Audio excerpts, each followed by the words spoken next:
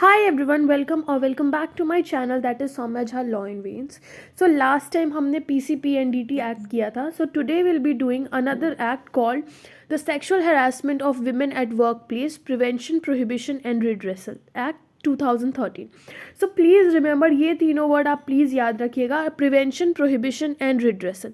अब ये एक्ट आया क्यों? ठीक है, ये एक्ट बेसिकली आया to protect women against sexual harassment.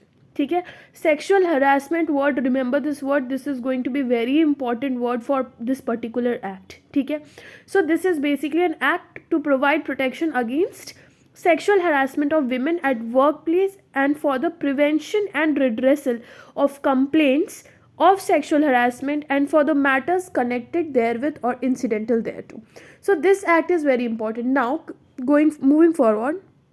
Okay, so थोड़ा बेसिक डिटेल्स देख लेते हैं इस एक्ट का. So citation act number 14 of 2013. अगर आप देखोगे एक्ट को तो उसमें सबसे ऊपर में यही लिखा है.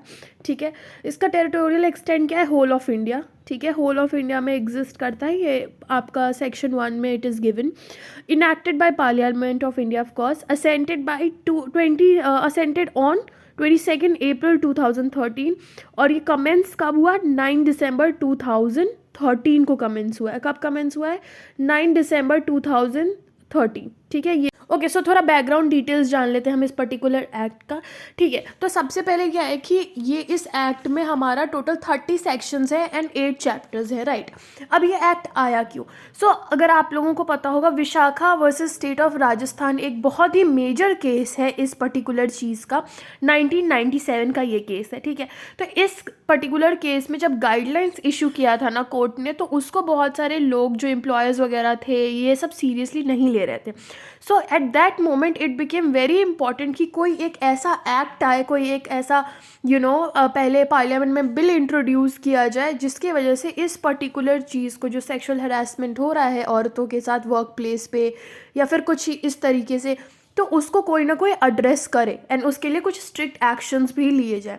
सो कृष्णा तीरथ जी जो थी, उन्होंने बिल को इंट्रोड्यूस किया. राइट, अब हम इस एक्ट को देखते हैं. अब इस एक्ट में जो हमारा सेक्शन 2 है वो डेफिनेशन क्लॉज है हमारा. ठीक है, इसमें हमारा जो अग्रीव्ड वुमेन का डेफिनेशन है, it is very really important. ठीक है, इसको हम देखते हैं पहले. Okay, so who is aggrieved women? So aggrieved women वो है in relation to a work place a women of any age whether employed और not who alleges to have been subjected to any act of sexual harassment by the respondent. किसी भी work place पे कोई भी औरत किसी भी particular age की, किसी भी of any age, remember that, whether employed और नॉट, चाहे वो वहाँ की एम्प्लॉयर है या फिर नहीं, जो ये आरोप लगाती है कि she has been subjected to sexual harassment respondent के द्वारा, वो एक अग्रीव्ड वुमेन है. Second point is in relation to dwelling place or house a women of any age who is employed in such a dwelling place or house is a aggrieved woman.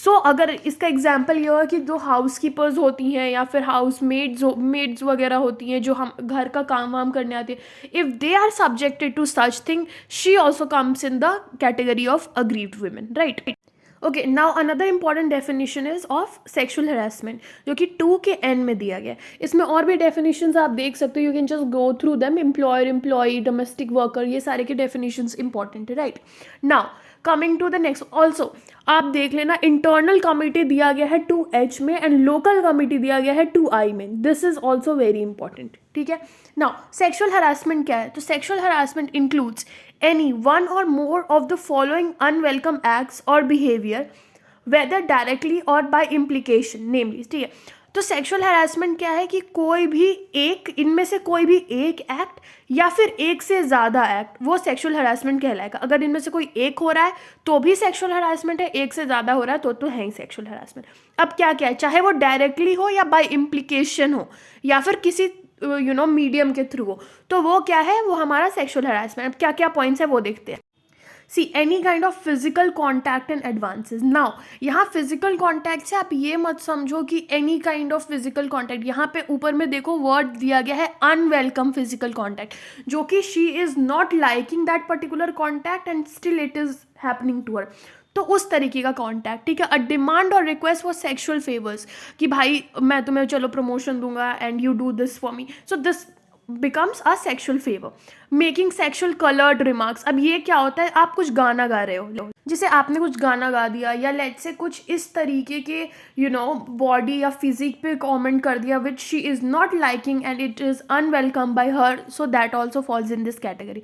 Showing pornography, ठीक है, उसको link भेज रहे हो या फिर आप उसको फोर्स कर रहे हो देखने के लिए, so that also comes under this, ठीक है. और एनी अनवेलकम फिजिकल वर्बल और नॉन वर्बल कंडक्ट और सेक्शुअल मैटर्स, ये भी आए. ओके, सो उसके बाद कुछ डेफिनेशंस है वर्क प्लेस और अनऑर्गेनाइज सेक्टर के, you can read it by your own. Okay, so next important thing is section 3, prevention of sexual harassment. Okay, इसको देखते हैं.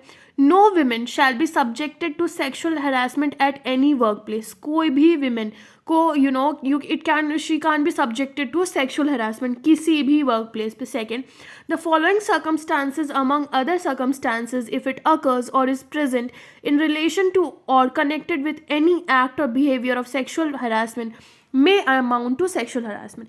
इनमें से कोई भी circumstances होता है तो वो आएगा आपका sexual harassment के अंदर. पहला, implied or explicit promise of preferential treatment in her employment. Exactly, जैसे कि मैंने कहा कि let's say the employer is promising her that she'll be promoted to a position or her salary will be increased और अच्छे उसको incentives मिलेंगे या फिर कुछ ऐसा, तो इन दैट सिचुएशन ये इस कैटेगरी में फॉल करेगा, ठीक है. इम्प्लाइड और explicit threat of detrimental treatment in her employment, या फिर उसको थ्रेटन करना कि भैया अगर तुमने ऐसा नहीं किया, ये सेक्शुअल फेवर्स नहीं दिए या कुछ ऐसा नहीं किया तो फिर I will do this to you, I will remove you, I will put you on lay off, whatever. ये सारा सेकंड कैटेगरी में आया हमारा, ठीक है. थर्ड इज इम्प्लाइड और explicit threat about her present और फ्यूचर एम्प्लॉयमेंट स्टेटस. थ्रेट करना कि आगे का फ्यूचर ऐसा ख़राब कर दूंगा या फिर ख़राब कर दूंगा, जो भी इस तरीके से उसको थ्रेटन करना उसके प्रेजेंट स्टेटस को या फिर फ्यूचर स्टेटस को लेकर. It's not only talking about the professional status but also एक तरीके से उस इनडायरेक्टली या फिर डायरेक्टली उसके पर्सनल को भी, लाइफ को हैम्पर जो उसका एम्प्लॉयमेंट स्टेटस करे, right. Fourth is interference with her work or creating an intimidating or offensive or hostile work environment. उसको डराना, धमकाना, या फिर अगर उसने कुछ सेक्शुअल फेवर्स नहीं किए या फिर जो एम्प्लॉयर्स की डिमांड है इस तरीके की उसको पूरा नहीं किया, तो उसके लिए इस तरीके का माहौल क्रिएट करना जिसकी वजह से she is facing problem, so that is also इस कैटेगरी में आया. Humiliating treatment likely to affect health or safety. उसको ह्यूमिलिएट करना time to time just because she is not doing something, so ये सारी चीज़ें भी. अब क्या होता है कि maximum time we have seen that this for that वाली चीज़ है ना, दैट इज़ जो हम अपना पढ़ते हैं क्विड प्रो क्यो, कि give me something I will give you something. So उस तरीके की चीज़ें या उस तरीके के फेवर्स बोलना, सो दैट ऑल्सो कम्स, ठीक है. तो ये सारे कैटेगरी. ओके, सो नेक्स्ट है हमारा सेक्शन 4, ठीक है. सेक्शन 4 क्या है, constitution of internal complaint committee. Her employer जो होगा हर वर्क प्लेस में एक कमेटी को फॉर्म करेगा. ये कमेटी बेसिकली क्या करेगी, हर वर्क प्लेस में ये रिसीव करेगी अगर किसी भी विमेन को और कोई भी कंप्लेंट रिड्रेस करना है सेक्शुअल हरासमेंट का, तो ये एक उसके लिए इंटरनल कमेटी होगी, ठीक है. तो एक कमेटी बनाई जाएगी जिसका नाम होगा इंटरनल कंप्लेंट कमेटी या फिर इंटरनल कमेटी, और ये हर एडमिनिस्ट्रेटिव यूनिट्स पे होगी या फिर ऑफिसेज में होगी एक, ठीक है. अब ये जो इंटरनल कमेटी होगी it will consist of few members to be which will be nominated by the employer. So basically minimum 4 members होंगे, ठीक है, मिनिमम 4 होंगे. अभी हम उसको देखते हैं कौन कौन होंगे. सबसे पहले एक प्रिसाइडिंग ऑफिसर होगा. अब ये जो प्रिसाइडिंग ऑफिसर होंगी ये कोई भी एक विमेन होंगी जो कि किसी भी सीनियर लेवल पे उस पर्टिकुलर वर्क प्लेस पे एम्प्लॉयड होंगी उसी एम्प्लॉयज़ में से, ठीक है. अब एक चीज़ आप और याद रखना जो कि इसी में क्लॉज 3 में दिया गया है कि ये जो प्रिसाइडिंग ऑफिसर होंगी ना और ये जो जितने भी मेंबर्स होंगे इंटरनल कमेटी के, they will hold office for ये 3 years ओनली, ठीक है. जिस डेट से उनको नॉमिनेट किया गया उस पर्टिकुलर पोजीशन के लिए, जब एम्प्लॉयर बोल देगा तो उस डेट से वो 3 साल के लिए ही पोजीशन होल्ड करेंगी, ठीक है, फॉर 3 years, ठीक है. नाउ अब ये जो विमेन होंगी जो सबसे सीनियर लेवल पे इनको प्रिसाइडिंग ऑफिसर बनाया जाएगा, ये जब नहीं होंगी ऑफिस में तो कोई इनके जो नॉमिनेटेड होगा वो वर्क करेगा इनकी जगह पे, ठीक है. Now not less than 2 members from amongst employees preferably committed to the cause of women or who have had experience in social work or legal knowledge. तो 2 मेंबर होगा एम्प्लॉयज़ में से ही, ठीक है, जो कि क्या होगा, वो प्रेफरेबली या तो उसके पास लीगल नॉलेज होना चाहिए या फिर सोशल वर्क होना चाहिए। तो 2 लोग ये हो गए, या तो लीगल नॉलेज वाले या फिर सोशल वर्कर। एक मेंबर वो हो गया जो कि किसी एनजीओ से है या फिर किसी पर्टिकुलर विमेन के कॉज को के लिए काम कर रहा है एक पर्टिकुलर मेंबर, या फिर इस सेक्सुअल हरासमेंट से रिलेटेड कोई भी इश्यूज़ वगैरह आते हैं तो उससे वो पर्टिकुलर इंसान फेमिलियर है। सो एक वो इंसान हो गया। सो मिनिमम हमारे कितने हो रहे हैं, 4 लोग हो रहे हैं, राइट। ठीक है, सो हमारे पास बेसिकली 4 लोग हो गए। एक चीज़ और पॉइंट टू बी नोटेड कि एटलीस्ट 1/2 टोटल में से विमेन होंगी। ओके, अब इस सेक्शन का जो क्लॉज 5 है ना, वो ये क्या बेसिकली डिस्क्वालिफिकेशन बताता है कि किस बेसिस पे जो ये आईसीसी की प्रिसाइडिंग ऑफिसर होंगे या फिर जो मेंबर होंगे वो किस बेसिस पे डिस्क्वालीफाई हो सकते हैं। पहला कि अगर कोई भी मेंबर है वो डिस्क्लोज करता है कोई भी तरीके का कॉन्फिडेंशियल इन्फॉर्मेशन जो कि कंप्लेंट से रिलेटेड है, जो आईसीसी के सामने फाइल किया है, या फिर उस कंप्लेनेंट की आइडेंटिटी रिवील करता है, तो उस सिचुएशन में वो डिस्क्वालीफाई हो जाएगा। दूसरा, कोई भी मेंबर जो है वो कन्विक्टेड है या फिर अक्यूज्ड है किसी भी दूसरे ऑफेंस के लिए अंडर एनी लॉ, एंड कोई भी मेंबर जो कि who has been found guilty किसी भी ऑफेंस के लिए किसी भी डिसिप्लिनरी प्रोसीडिंग्स में, तो वो इंसान डिस्क्वालीफाई हो जाएगा। एंड लास्ट, ये कोई भी member which has abuse their position और continued membership in the ICC to be prejudicial to the public interest, तो वो हो जाएगा। तो ये सारे लोग जो है ये आपका डिस्क्वालीफाई हो जाएंगे and they will be remove from the committee, और जो वैकेंसी है इट विल बी क्रिएटेड, और जो वैकेंसी है उसको it will be filled fresh nomination से, ठीक है, जो इस सेक्शंस के प्रोविजंस के अकॉर्डिंग ही फ्रेश नॉमिनेशन से ये वैकेंसी फिल की जाएगी, ठीक है। सो आई थिंक ये वाला पर्टिकुलर सेक्शन आपको बहुत ही ईजिली सेक्शन 4 क्लियर होगा, ठीक है। अभी अब आगे देखते हैं। ओके, सो जो नेक्स्ट चैप्टर है चैप्टर 3, उस पर बेसिकली लोकल कंप्लेंट कमेटी के बारे में बात किया गया है, ठीक है। अच्छा, लोकल कंप्लेंट कमेटी स्टार्ट करने से पहले ये एप्रोप्रिएट गवर्नमेंट जो होगी जैसे वो नोटिफाई करेगी डिस्ट्रिक्ट मजिस्ट्रेट को या फिर जो एडिशनल डिस्ट्रिक्ट मजिस्ट्रेट है या फिर कलेक्टर या deputy collector as a district officer होंगे वो इस पर्टिकुलर मैटर में, ठीक है, ऑफ एवरी डिस्ट्रिक्ट, और ये अपने पावर्स को एक्सरसाइज करेंगे इस एक्ट के अंदर। यही जो डिस्ट्रिक्ट ऑफिसर है वो क्या है, वो बेसिकली यही 4 में से हो सकते हैं, district magistrate, additional district magistrate, collector या फिर डेप्यूटी कलेक्टर, ठीक है। अब ये बेसिकली कंप्लेंट कमेटी है क्या? सो ये लोकल कंप्लेंट कमेटी बेसिकली एक बॉडी है जो फॉर्मुलेट किया गया है section 6 of the posh act के अंदर, ठीक है। अब ये जो सेक्शन है ये बेसिकली स्टेट करता है कि जो डिस्ट्रिक्ट ऑफिसर है, ये जो 4 नाम मैंने बोले, इनमें से कोई भी जो डिस्ट्रिक्ट ऑफिसर है मस्ट फॉर्म द एलसीसी, ठीक है, एक रिस्पेक्टिव डिस्ट्रिक्ट में वो बनाएंगे, ठीक है। अब एलसीसी क्या करेगी, रिसीव करेगी या रिड्रेस करेगी किसी भी कंप्लेन को जो कि सेक्सुअल हरासमेंट से रिलेटेड है। अब वो किससे रिसीव करेगी, किसको रिड्रेस करेगी? पहला, employees of organisation that do not have an ICC, ठीक है, या फिर लेस देन 10 एम्प्लॉयज है जिस ऑर्गेनाइजेशन में, उसको। दूसरा, women working in unorganise sector like house keeping staff वगैरह हो गई। Last, employees from organisation with more than 10 employees if the complaint is against the employer himself, अगर एम्प्लॉयर के ही अगेंस्ट है तो उस सिचुएशन में, ठीक है।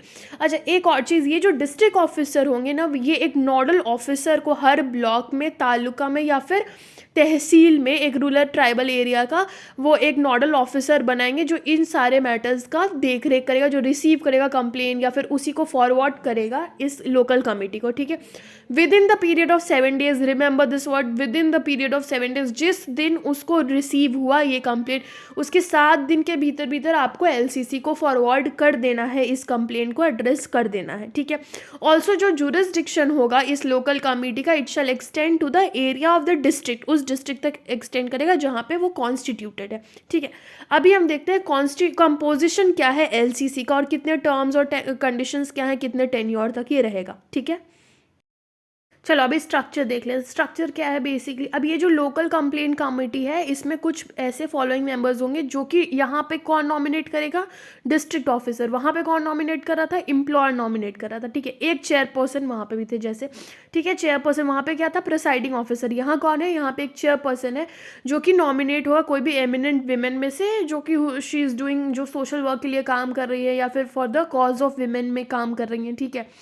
Member a women working in block, taluka और तहसील और वार्ड और म्यूनसिपैलिटी इन द डिस्ट्रिक्ट, एक मेंबर उसमें की होंगी, और 2 मेंबर होंगे एटलीस्ट जिसमें से एक जो होंगी वो मेंबर विमेन होंगी, sorry, to be nominated among the NGOs, NGO में से, या फिर जो विमेन के कॉज के लिए काम कर रही हैं, या फिर वो सेक्सुअल हरासमेंट के इश्यूज से फेमिलियर है, ठीक है। ऑल्सो जिसमें कि एटलीस्ट जो वन ऑफ द नॉमिनी होगा वो preferably have a background in law, legal knowledge का होना चाहिए, जैसे कि उसमें था, ठीक है। डिफरेंस क्या है यहाँ पे, हमें 2 मेंबर्स जो एक आपका एनजीओ में से होना चाहिए, वहाँ एक हम एनजीओ वाले को देख रहे थे, ठीक है, ये डिफरेंस है। ऑल्सो इसमें एक और चीज़ क्या दी गई है कि जो कंसर्न ऑफिसर होंगे वो सोशल वेलफेयर और विमेन और child development in the district shall be member ex officio, वो एक्स ऑफिशियो होंगे, ठीक है। तो हमने क्या देखा, हमारे पास कौन कौन है, चेयरपर्सन है, एक मेंबर जो डिस्ट्रिक्ट वगैरह के तालुका वगैरह से हैं, 2 मेंबर जिसमें से एक एनजीओ, एक working for the social cause, ठीक है, 4 हैं यहाँ पे भी हमारे, ठीक है। Also additionally one of the member will be a women belonging to the scheduled caste or scheduled tribe or other backward classes or minority community. In addition to this, the officer dealing with the social welfare of women and child, जैसा कि मैंने आपको बताया, all members of the local complaint committee are nominated for 3-year term from the date of their appointment. जैसा ICC में था वैसा ही LCC में भी होगा, राइट, ठीक है। अब इसमें भी सेम सिचुएशन है कि कैसे आप डिस्क्वालीफाई हो जाओगे, सेम ही ग्राउंड्स हैं कि अगर आपने कॉन्ट्रावीन किया इसके प्रोविजंस को, अगर आप अपने कुछ भी ऐसा कर रहे हो which is against disciplinary proceedings, या फिर यू अब्यूज द पोजिशन या continuance in office prejudicial to the public interest, so इस सारे सिचुएशन में वो पर्सन जो है वो डिस्क्वालीफाई हो जाएगा, एंड उसमें भी फ्रेशली नॉमिनेशन शुरू होगा in accordance with the provisions of this section, ठीक है। अब जो ओके, चैप्टर 4 बात करता है कंप्लेन के बारे में। ऑब्वियसली आप कंप्लेन कैसे करोगे सेक्सुअल हरासमेंट का। सो कोई भी अग्रीव्ड विमेन इन राइटिंग, याद रखना, इन राइटिंग एक कंप्लेन कर सकती है सेक्सुअल हरासमेंट जो उसके साथ हुआ है उसके वर्क प्लेस पे आईसीसी में, ठीक है, अगर आईसीसी है तो, अगर आईसीसी नहीं है तो एलसीसी में वो कर सकती है, ठीक है। And within a period of 3 months, जिस डेट पे वो इंसिडेंट हुआ है उसके within the period of 3 months, और let's say there is a series of incident, sexual harassment का जो एक काइंड ऑफ सीरीज होता जा रहा है, होता जा रहा है, एक पैटर्न पे फॉलो हो रहा है उसके साथ वैसी वैसी चीज़ें। सो इन दैट केस जो लास्ट डेट था उस पर्टिकुलर सीरीज में, एक पर्टिकुलर इंसिडेंट, उस लास्ट डेट जो था इंसिडेंट का, उससे 3 महीने के with in the period of 3 months वो कंप्लेन कर सकती है, ठीक है। ऑल्सो ये जो कंप्लेन हुआ, it cannot be made in writing, the presiding officer और any member of the internal committee or the chairperson or any member of the local committee as the case may be shall render the reasonable assistance, वो उस women को particular reasonable assistance देंगे for making the complaint in writing, और वो capable नहीं है writing में देने के लिए, तो ठीक है।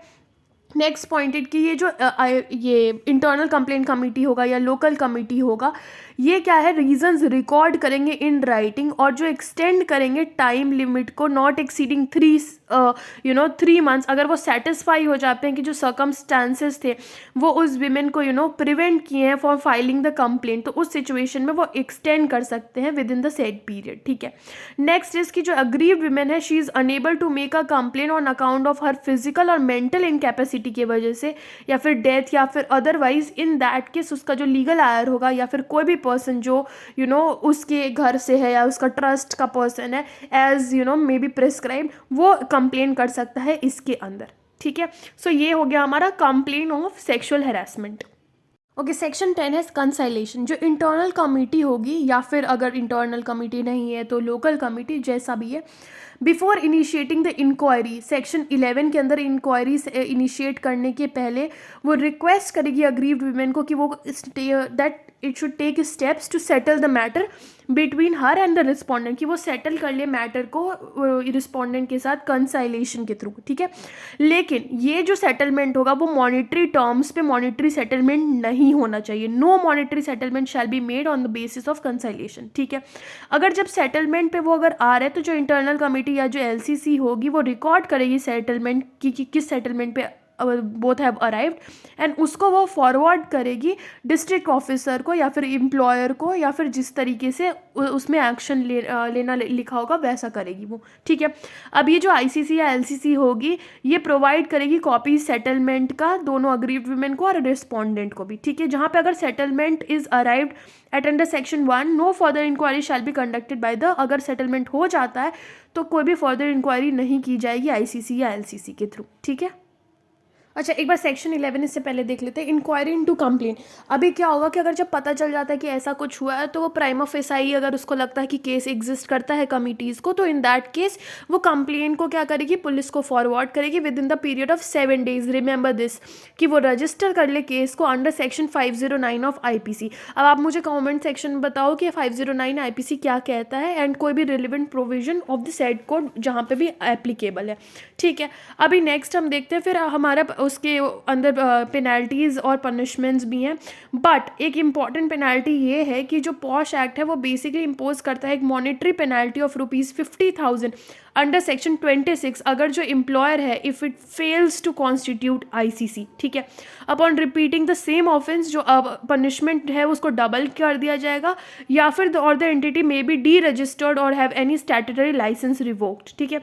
However it is not clear which business licences are being referred, ये चीज़ नहीं क्लियर की गई है, लेकिन जो पोश एक्ट है और यहाँ पे सारे ऑफेंसेस जो है वो नॉन कॉग्निजेबल है, जो कि सेक्शन 27 में दिया गया है, ठीक है। ऑल्सो ये जो इंटरनल कंप्लेंट कमेटी और लोकल कंप्लेंट कमेटी होगी ये सेम पावर्स एक्सरसाइज करेगी जो कि सिविल कोर्ट के पास होता है अंडर सीपीसी, ठीक है। दैट इज़ 1908 का सीपीसी के में जो सिविल कोर्ट के पास पास है वही सेम पास ये एक्सरसाइज करेगी। सो आई थिंक ओवरऑल हमने कवर कर लिया है इस पर्टिकुलर एक्ट को, there is not so much to deal further. Also next thing कि जो अपील है, ठीक है, जो अपील है वो कोई भी अग्रीव पर्सन जो है वो अपील कर सकता है with in 90 days, with in the period of 90 days वो अपील कर सकता है किसी भी कोर्ट में या फिर ट्राइब्यूनल में, वो 90 days में अपील कर सकता है, ठीक है। Rest I don't think there is much we need to talk about. Also हाँ, prohibition of publication or making known contents of complaint and inquiry proceeding section 16 में है, जो कि हमारा उसके right to information act के अंदर आता है। Okay, so that much for today. Thank you so much for watching this video.